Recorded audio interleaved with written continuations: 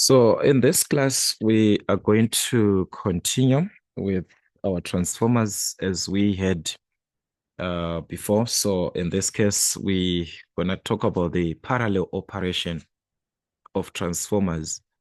Looking into the diagram that you're given, the fig 3.29, it is showing us two single-phase transformers operating in parallel.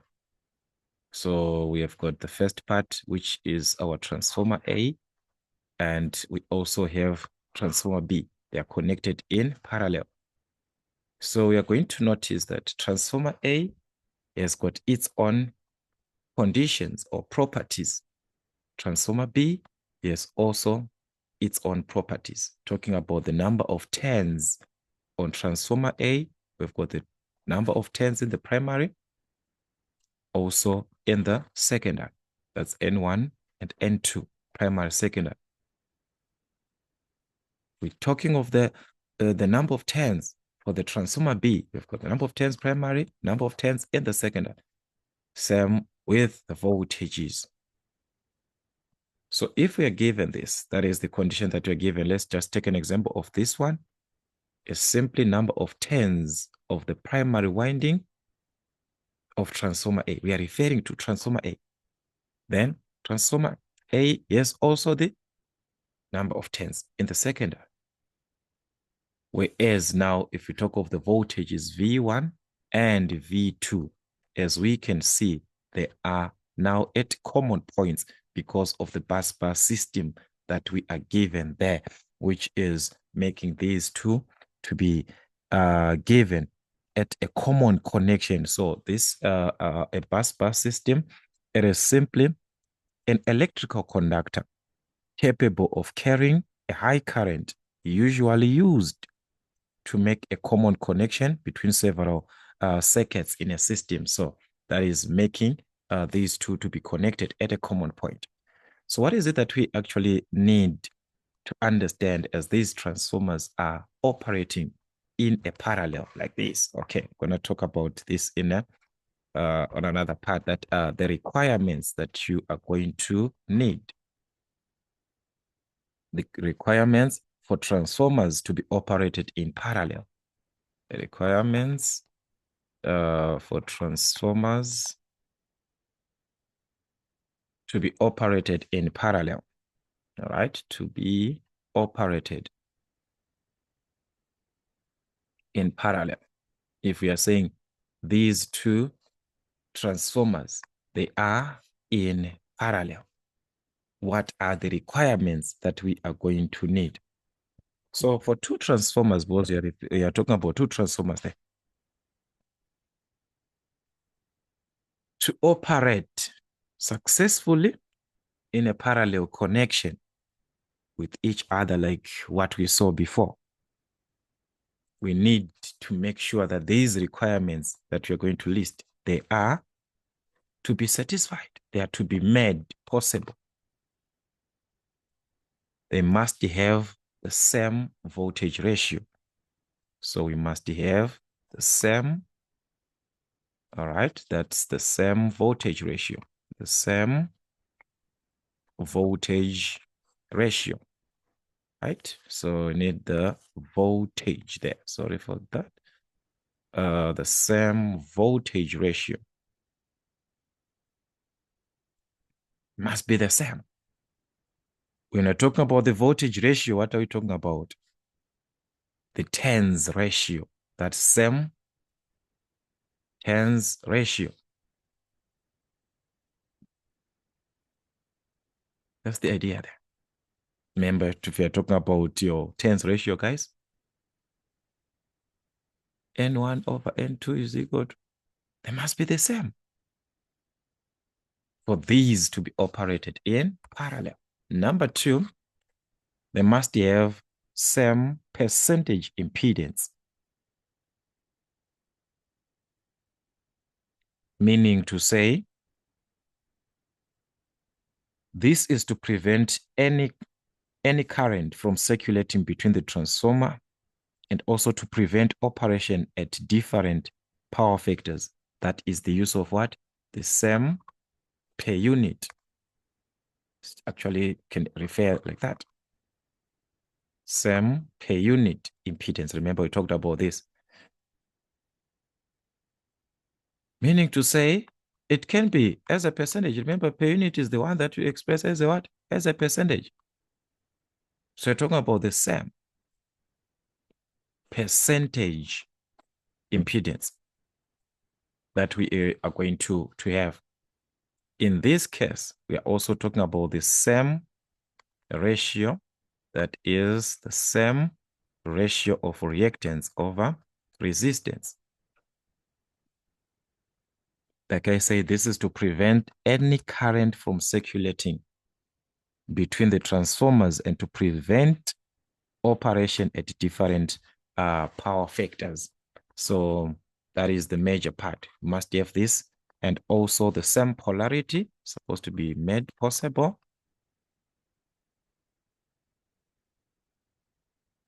Supposed to be made possible.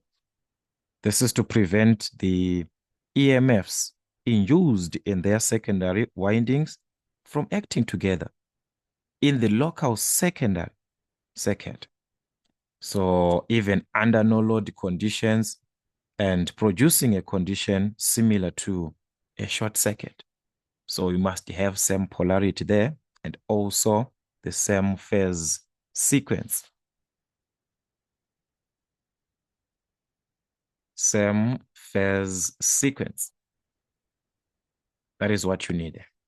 So actually there, we are going to notice that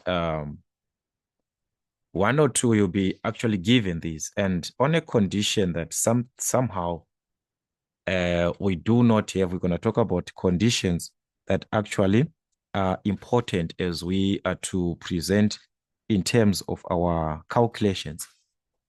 But this is the basic part, guys, that you just need to know or to understand. So with this diagram, I need us to understand more about a parallel connection in terms of our calculations, as we have that in present in that we had.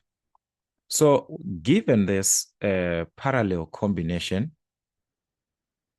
in short, we can have this as E being equal to the E of A and that of B. Remember, we've got two transformers.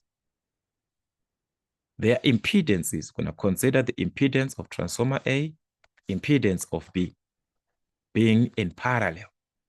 So noticing that these two are in parallel, what is it that you're going to consider in terms of the impedance? You know that the impedance there is going to be the product over sum. So meaning to say our Z total in this case can be given from the product over sum. That is, you're talking about ZA parallel to ZB. That is the condition that we are having there. That is ZA by ZB over what? ZA plus ZB, of which determining these impedances, we have to refer back to all the calculations that we had before about our transformers. We have to refer back. The currents, as we can see, because it's a parallel combination, so therefore, having our total current is the one that is now distributed to give us the current in A, also the current in B. Which means these currents can be calculated from the current divider rule because the parallel combination, remember, your current divider rule, using that current divider rule, what are you going to have? The current that is in A, remember, you're supposed to use the opposite impedance, opposite resistance. So that is going to be ZB over the sum of these two, ZA plus ZB times what? The total current that is flowing there. Referring to the current that is flowing in B, our current divider rule can be used again, opposite impedance on top. What is affecting B? But use the opposite, meaning to say that's ZA over what?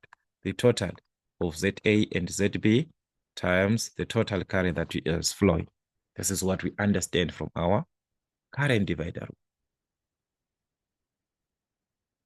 So this is going to give us, because of understanding of our current divider rule, it is going to help us in the calculation of what is referred to as the kVA, which is the loading. Whenever they're asking about the loading, maybe it is the loading, considering transformer A, you're talking of the loading due to this parallel combination, which made us to use the current divider rule. That is, you talk about the load distribution of transformers in parallel. So on a condition that when both transformers have same kVA, we are going to notice this, okay? When both transformers have same kVA, meaning to say from the rating that you are given before, which is our rating. The formulas that we are going to use, they are not going to have any adjustment. We are just going to use these formulas as they are. One, the loading, which is affecting in transformer A, which is the kVA affecting our transformer A, is going to be given from the kVA total, which means we're going to need our total loading for both transformers, the total loading. Then you use this part here that you are given, the ZA, like what we had when you're calculating the current for B, that current divider concept. This is the one that you're going to use. You are talking about A, so you're going to use ZB over. Take note about that. So that is, let's just put this way. So you're going to have ZB over what? ZA plus ZB.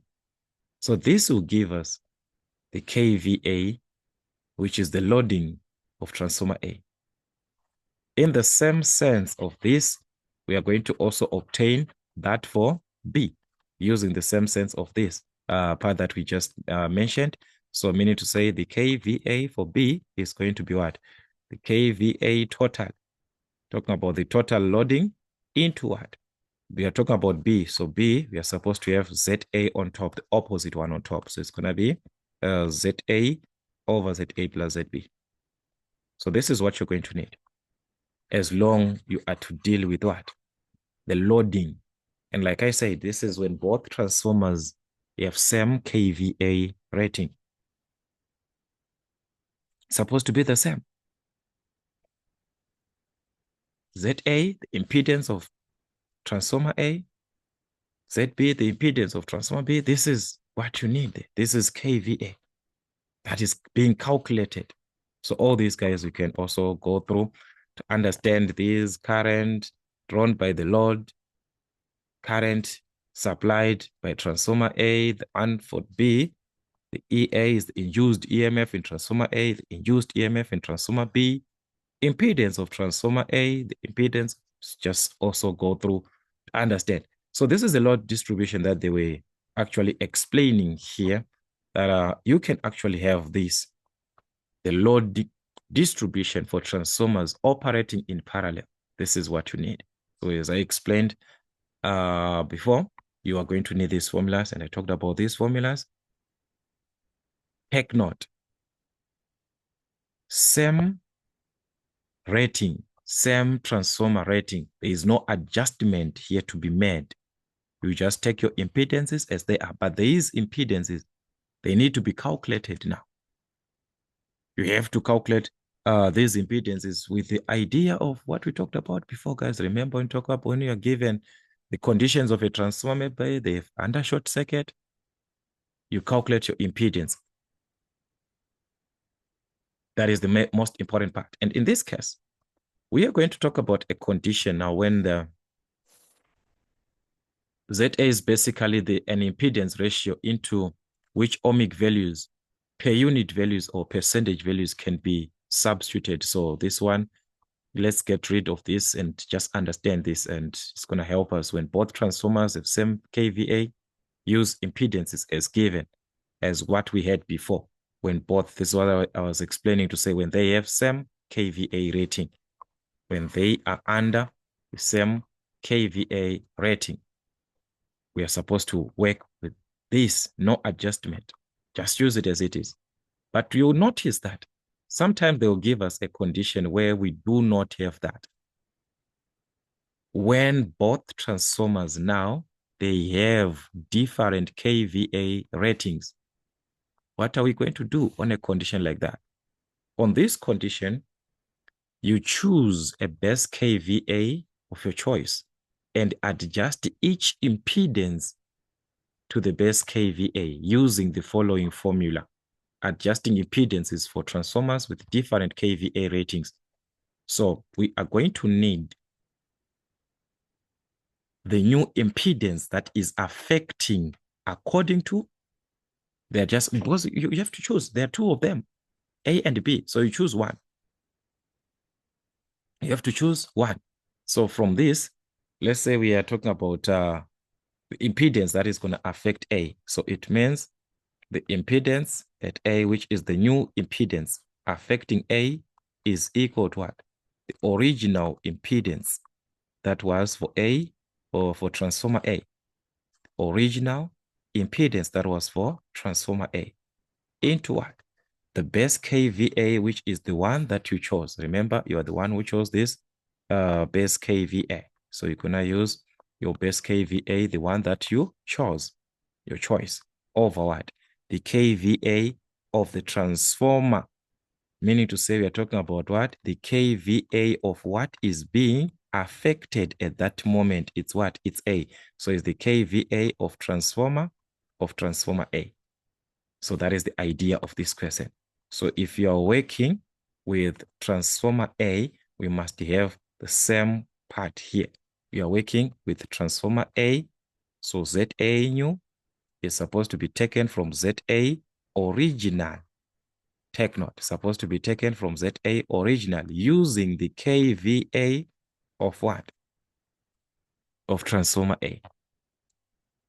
Nothing else. This is the best kVA that you chose. So the best kVA can be for transformer A, can be for transformer B. You're the one who chose your best kVA.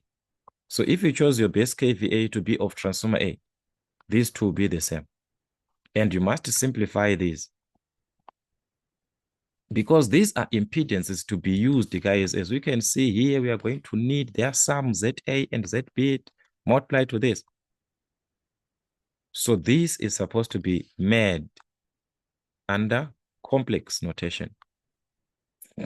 Under complex notation, meaning to say we have to consider the rectangular or the polar form presentation to be used in our calculation, depending with where are you going to have your values to be used.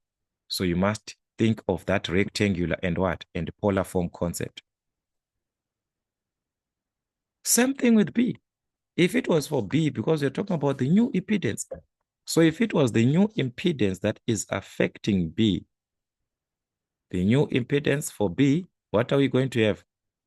It is going to be the original impedance of B, like we are dealing with B. So we need its original impedance that you are given before into what? The base kVA. Remember, this is the one that you chose. So this one is the same here. This one is the same. It's the base kVA that you chose. But the kVA of the transformer is of transformer what? Is of transformer B. So we are going to use the kVA of what? Of transformer B. You are working with transformer B. So its new impedance from its original impedance, from its kVA that you're given. Again, having this as complex notation as I presented before. So that is the major part, and definitely you need the sum. As we can see from our illustration there, we are going to need the sum. So it will be best that after finding these two, after having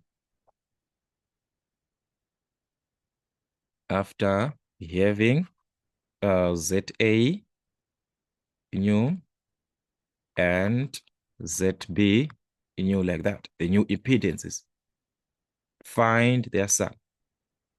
Find their sum. In what? complex notation. Okay, complex. Meaning to say, in our complex numbers, is it gonna be polar? Is it gonna be rectangular? Because we saw that this is gonna be used. We are going to use it here. We are going to use that. And of the major part that we are going to use the ZA plus Z, ZA plus ZB, ZA plus ZB. So it will be wise that you just calculate that. So what has changed now is that because we are saying, remember this was your load distribution when they are talking about the load distribution of transformers each. This is what you're supposed to just use. There is no effect there. You use your impedances as they are. This formula is not going to change because you calculated new values here. No. The formula, guys, is not going to change. The formula is going to remain as it is. Meaning to say, therefore, the loadings are going to be given as we saw before. We saw that the kVA of transformer A is supposed to be taken from what? kVA total into what? We are talking of A, so you use ZB on top. So it was supposed to be ZB, but now it's ZB. These are at new conditions. So it will be ZB new over what? The ZA that we had before, but it will be ZA new plus ZB new. The formula is not changed. ZB over ZA plus ZB. But only that you are using the adjusted impedance, because you have to adjust these impedances to match this condition because of not having the same kVA. The kVA is different. We are not having the same, so we must adjust that. The kVA, as we know, guys, this is simply voltage times current, this one, and it's the total, meaning so you're talking about the load, the one that is initial at the load. So kVA total is going to depend with what you're given. Are you given the total power? You can calculate kVA from there. Are you given current and voltage? You can calculate it from there. At the load. So that's the major part that you're going to see. So with this, we're going to look into an example that can help us to understand these formulas. But as we are to work with transformers that are in parallel, this is the major part that you're going to need on your kVA and also for the total impedance, depending with type of question that you're given there, you're going to see. This example that we're given here is two single-phase transformers are operating in parallel and supplying a common load of, which is power. This is power that you're given there. But our load is supposed to be what? kVA. But they are giving us power at a power factor of 0.8 lagging. At a power factor of 0.8 lagging. And the following data regarding the transformer is given. Transformer A, its rating, its percentage resistance, its reactance is given. This is for A.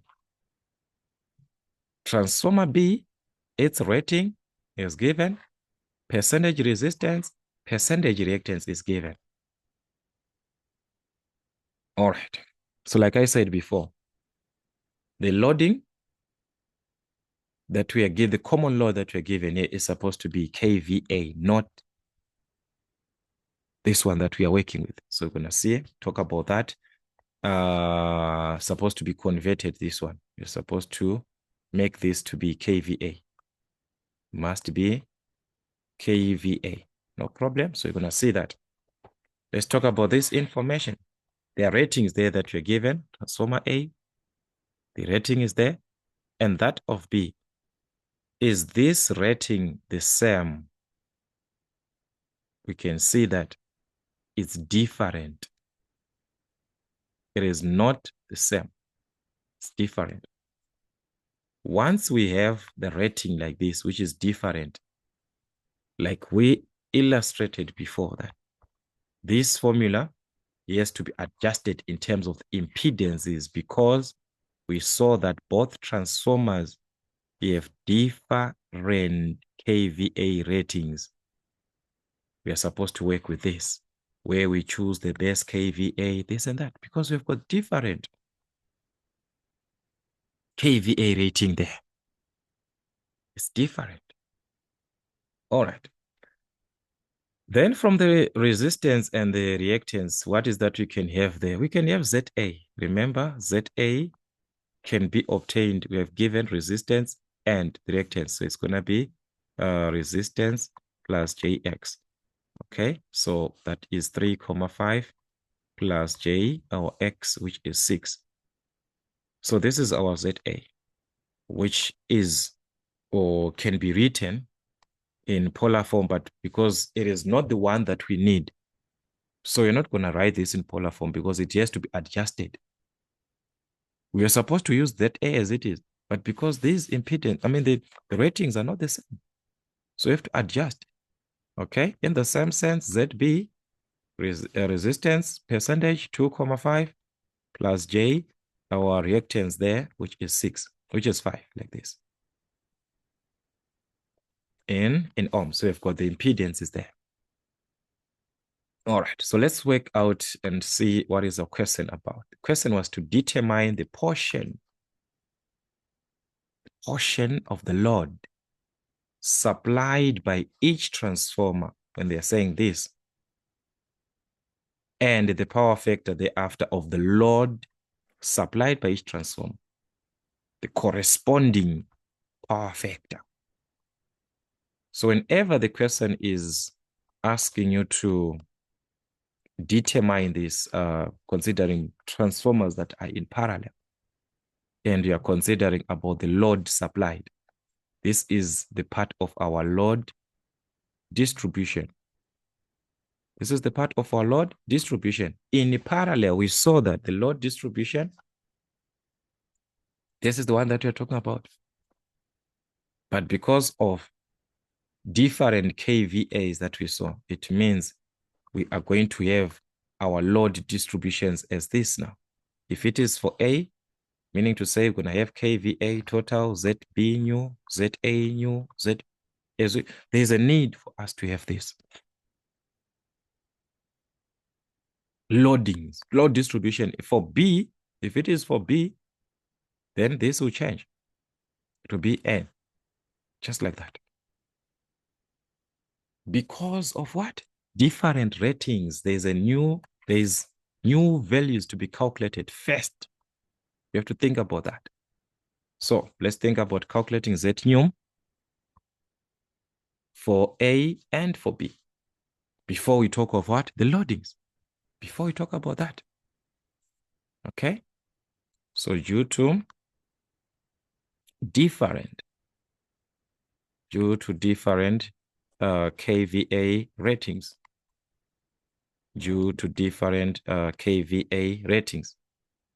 adjust first the impedances so that they do match to what we are supposed to have calculated when they were having same rating. So we have to find the new impedances. That's ZA new. What is our ZA new? As we saw from our formula, supposed to be taken from ZA original into what? The base kVA over what? The kVA of the transformer, which is the kVA of what? Of A. This is what we saw, guys. If we are to consider this new impedance, ZA new, ZA original, the best kVA. So there's a need for you to choose the best kVA between the two, because these are your kVA, the one for transformer A and the one for transformer B. So just going to choose the transformer A to be our base kVA. But remember, you have to choose that. So you're going to choose our base kVA to be equal to 700, that one for transformer A. So I'm going to choose transformer A with 700 kilovolt amperes like that. You choose your best kVA. So this is the one that I'm going to use there. So let's work with this kVA. We have to consider that our ZA original is the one that we have here. Originally, we are given here. From the information, this is original information, the initial part that you are given originally. This is what you're supposed to have. So ZA is there. We have it. Okay, so let's take our ZA. What is our ZA? That's 3,5 plus J6 into what? The best kVA. What is our best kVA? We chose it to be 700 kilovolt amperes over what? The kVA of transformer A, because you are working with transformer A. With transformer A. So you must have the kVA of transformer A there. So it is just by coincidence now that this is the same, because the kVA of transformer A is the one that we took to be our base kVA. So definitely those two, they will be the same. They will be the same. So this was going to give us a 1, and 1 times this is just going to remain as it is, 3,5 plus J6. So meaning to say with this, A is not affected. So we can have our ZA new. We can have our ZA new. And with this ZA new, we can also convert it to what? Remember, we're talking of complex numbers now. So we can have the rectangular and the polar form as well. That's where our calculator now plays a role. Remember these conversions as we had from our electro N4. So conversions to polar form is not going to change. So that will be shift to polar form. That's shift to polar form on a plus. Then it's going to be 3,5 shift close bracket. And you're going to press a 6 like that. Okay, like that. Then close this bracket and is equal to. So this is our polar form. 6.946. So you're going to have something like 6.946 at an angle of what? If you consider the angle is 59.744. So this is going to change this into a 4. So that will be 744, just like that. All right. So for the angle, we saw that it's going to be 59.744 degrees. So that's our ZA. The new impedance from the adjustments that has to be made. So the same thing we have to find for B. Okay, let's determine for B with the same manner using the same base kVA that we chose there. You're going to calculate ZB new, the new impedance. So as we saw, it must be taken from ZB original into what? Use the opposite now. So take the base kVA as it is there. The base kVA as it is over same, which is the kVA of what? The kVA of transformer, which is transformer that you're working with. You're working with transformer B. Transformer B. So we need its original impedance. The transformer rating of what? B. Transformer B. That is the idea of our question there. So the best kVA, we've already chose it. It's the one that we chose before this one, the 700. It's not going to change. So let's find our ZB new. What is our ZB original? We saw this here. Our ZB is 2,5 plus J5 from the table that we're given, the reactance and what? The resistance and reactance. So we have this 2,5 plus J5 into what? The base kVA, which is the one that we chose. We chose our base kVA to be what? 700. So that's 700 over the kVA of transformer B, as we are given here on our table. The kVA of transformer B is what? 550. So that is 550. just like that. So that is going to give you the ZB new in this case. So how can you simplify this? Because this is not going to give us a 1 like what we. So we just multiply this. It multiplies 2,5. That's 2,5 times 700 over 550, which was going to give us 3,182. It multiplies 5 here. So it was going to be plus J. Plus J, it multiplies a 5. This multiply to 5. So it was going to give you 6,364. All right, so this is our ZB new. As we saw the conversions, guys, we're going to convert to your polar form, use your calculator there. So that means our ZB new in polar form was going to give us something like 14,054 at an angle of 61,611 degrees. So you just use the same concept that I have used there on this one. We have it. What's the purpose of having this? Remember, with these new impedances, the ZA, new, the ZB, new that we have, the loading can be calculated because what we just needed are the new impedances so that we can have the loading. And from our loading, you consider that of A. Like I said, you're going to use A here. You need its total, the total for everything there, the load, from the load. Then you're going to use the opposite impedance on top. You're talking of A, so use ZB. If it is B, you're going to use ZA. Okay? So there are two that we need in each. So as we can say, as for the loading, we first need the total loading first before we talk of the loading in A or the loading that is happening in B. We need the total loading first. So for the loadings, we are going to need the total loading first. So for the loadings, which is for the load distribution in each, because we are asked in each. Okay, let's start by finding the total. So determine, first find the total loading, which is the total kVA. What is our total kVA? Where are we going to have the total kVA? From the information that we have. We were given this, remember, I talked about this when I said, they gave us the power as our common load of 800 kilowatts. Why?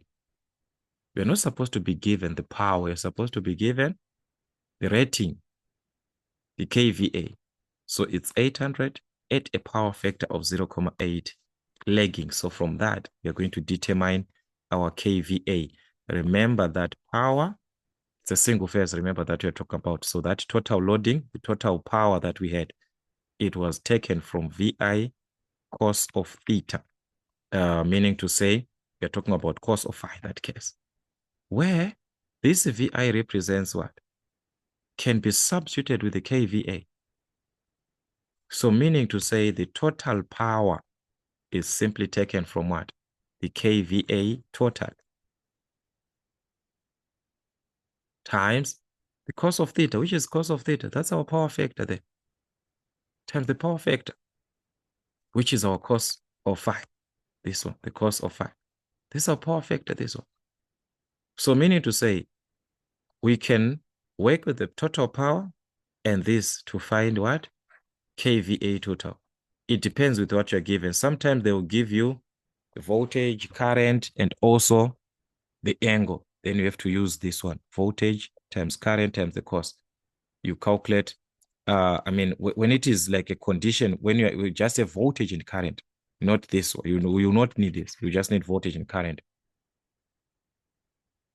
But in this case, you have power, so you have to consider also the phase angle, the cost there. So that's, let us make kVA total, the subject. From what? From the total power. So it was going to be the total power over what? Over the cos of phi, which is what? Which is our power factor in that case, which is our power factor. As we are given there, the total power, we saw it was given as 800 kilowatts. 800 kilo. Kilo already, we have the kilo there. This one, we already have the kilo. kVA, we already have the kilo. So let's just leave that K as it is. So we need the 800 over the power factor. Remember, our power factor we're given as 0.8 lagging at a power factor of 0.8 lagging. Meaning to say, what is going to be our total loading? So the total loading, which is our total kVA in that case, we're going to obtain it as 800 divided by 0.8, which was going to give us 1,000. So this is 1,000 kilovolt amperes. That's our kVA, the total. At what? Because we need the angle there. As we saw the multiplication, let's go back here. Let's go back here. Here on this part. I said this complex notation. So we are supposed to consider this, that it must be under complex notation also, since this is also under complex notation. We saw that the ZA and the ZB there, they are using what? They're in polar form. We saw it here. This ZA, they're in polar form. Rectangular form, you talk of complex numbers there. So there's no way that you use this and another one. As long as you're talking about the voltage, it must be having a certain angle. So what is the angle? We are going to get it from here. Power factor, lagging power factor. It means the angle that we are supposed to use at the end here. Angle that we are supposed to use must be at negative from the lagging power factor. So we have to determine that angle that is supposed to be used from the power factor. So from the power factor, remember, it simply means what? Cos phi is equal to 0.8. So what is our angle there? That will be arc cos of 0.8. So what is arc cos of 0.8? We're going to determine that, which was going to give us something like 36.87 to 2 decimal place. If you round off to 3 decimal place, it was going to change that to 7. Because of the lagging, this has to carry a negative. Remember, it was supposed to be having a negative there. Arc cos of, but doesn't need, you just know that the negative is there on your answer there. So meaning to say, because of that lagging that we are seeing, the angle that we have just determined here, this angle, is going to be represented with a negative. So it will be negative 36.87. So we have now the total kVA, which is the total loading. This is our total loading, this one. This is the total. According to the total power, like I said, this one is determined from any condition that will be given there. In this case, we're given power factor. Now that we have this, what is the purpose? Okay, let's go back now to our loading of each transformer. Each transformer. Transformer A, as we are given the question, is asking you to calculate the loading in each transformer. So let's take A. We saw this our formula because of these values that we had before. All right, so let's start now with that and move on to B. Okay, so what are we having there? We calculated this, so we need this value, just put it aside. So for the load distribution, let's start with transformer A. So for transformer A, the kVA for transformer A can be calculated. We saw that it's going to be what? kVA total. And what are we going to use? ZB on top. It was supposed to be like this, ZB over ZA plus ZB. This is what we are supposed to actually have, but they are at what? At new conditions because of that different kVA rating. So this is supposed to be ZB new, ZA new, ZB new, the new values. So our kVA, complex numbers in complex notation, as we had the total there, kVA. We're going to take this as it is. Remember, it's a multiplication. So you're supposed to have that in what? In polar form. Okay, so let's take our value for the total loading. So you're actually dividing that loading to A, another one to B. That is the distribution. We are distributing this total to say what will be for A, what will be for B. That is the condition there, guys. Nothing much. Only that they will test you to say, do you also know those basic calculation, conversions of this and that? So our kVA total, which is the total loading, is there, times impedance now for B. What we have for B, new, as we can see, there's a division that we see here. It's a division. So ZB will be best that we have this ZB, this one, in polar, because we are going to consider a division. And there also, we're going to need the total of these guys. We're going to also need the total of this. Guys, how did I convert my polar here? The ZB, new in polar form. All right, you see these guys of making preparations aside, this and that. So from my preparation, this is supposed to be like this, guys. Supposed to make sure, correct this one. The ZB new is supposed to be 7,115, okay? And this is at an angle of 63,435. Okay, this one. So we need to get rid of this here. This is supposed to be a corrected value here. This one. This is our ZB corrected. Okay, can we have this one as a corrected value? I think some of us actually realize that, saying, oh, this is not corresponding according to your answers I gave you. The answer which is supposed to be for ZA and ZB total, according to my preparation, I did ZA new, ZB new on its own, and also had the sum. So, okay, no problem. Let's just have our sum here because we're going to need it on that formula as we saw this, okay? So let's find our Z. We need a sum in that case this time. That is ZA new plus our ZB new. So it's only that because they have a lot of things, guys. Even under exam condition, just try to make sure, guys, you concentrate because we're going to have also these things happening in exam. Because of lot of values, you're working this, you come back to this one, you take this. Okay, no problem. So ZA and ZB, their sum, we simply need addition there. And it's supposed to be rectangular. So I'm going to take our ZA new here. Remember, you got this as 3,5 plus J6. Okay, plus our ZB new. Remember, this is our ZB new here in what? Rectangular. So you're going to take that one in rectangular, which was going to give us 3,182 plus J6,364. All right, that's you're going to add. Remember, guys, your complex numbers, this one and this one added together.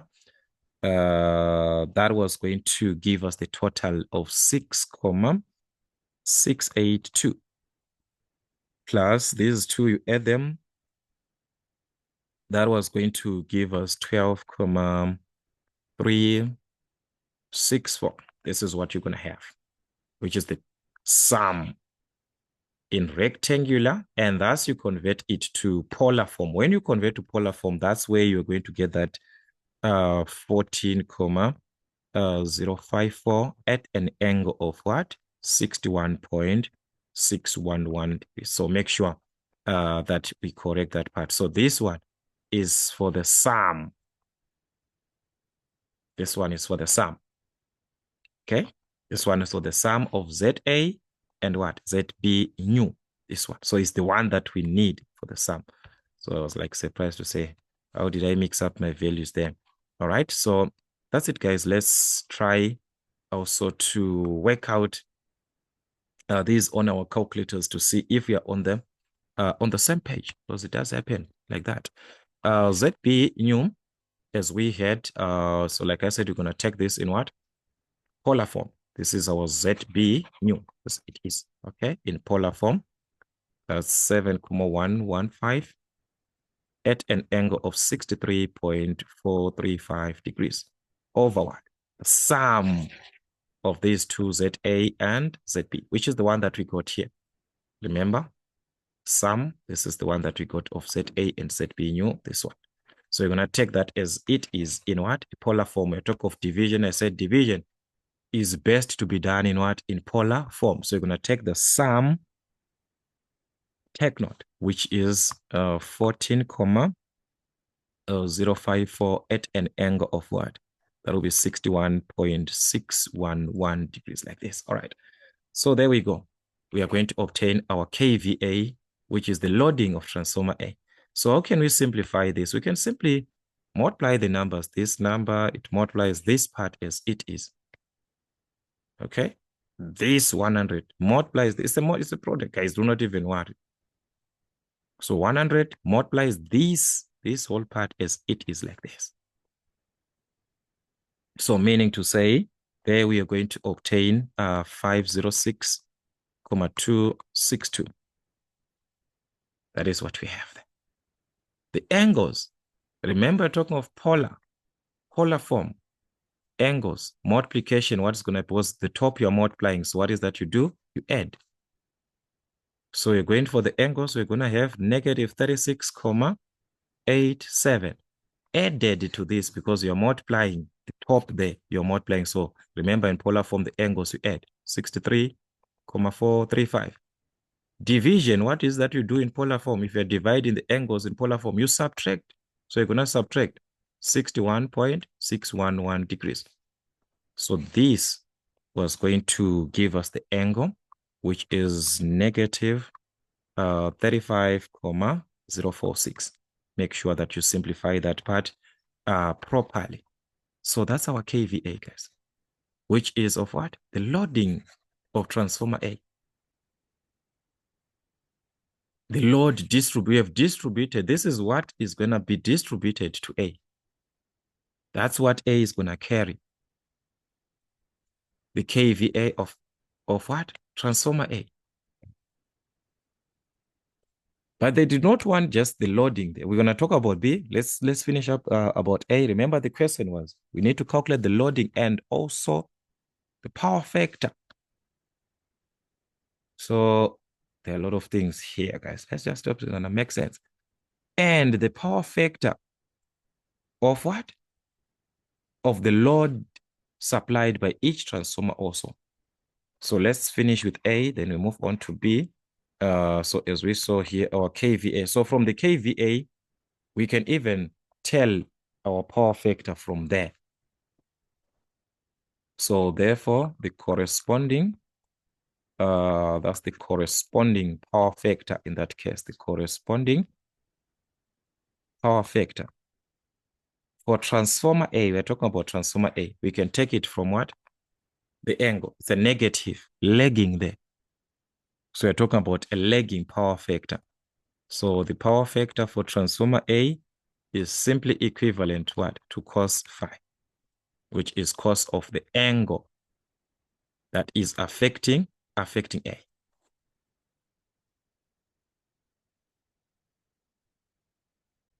All right. So in this case, guys, we're just gonna try and finish up because this information is just erased like that. But anyways, as we had for that A, remember we wanted the corresponding. We wanted the corresponding PF at A. So like I was saying, that power factor that is going to affect A is simply going to be taken from cos phi, which is from the angle that was at A, and we saw that it was a negative.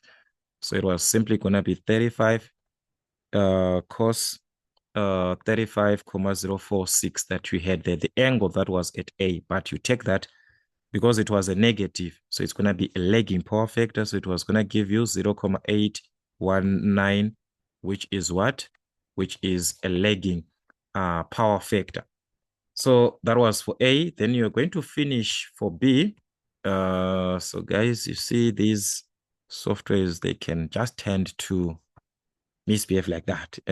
But let's just see so that we finish up, because there's no way, guys, we need to have this done. We also need for B, remember, we had the rating for A. So for B, it was going to be, you were going to take the value that you calculated there. At what? At B.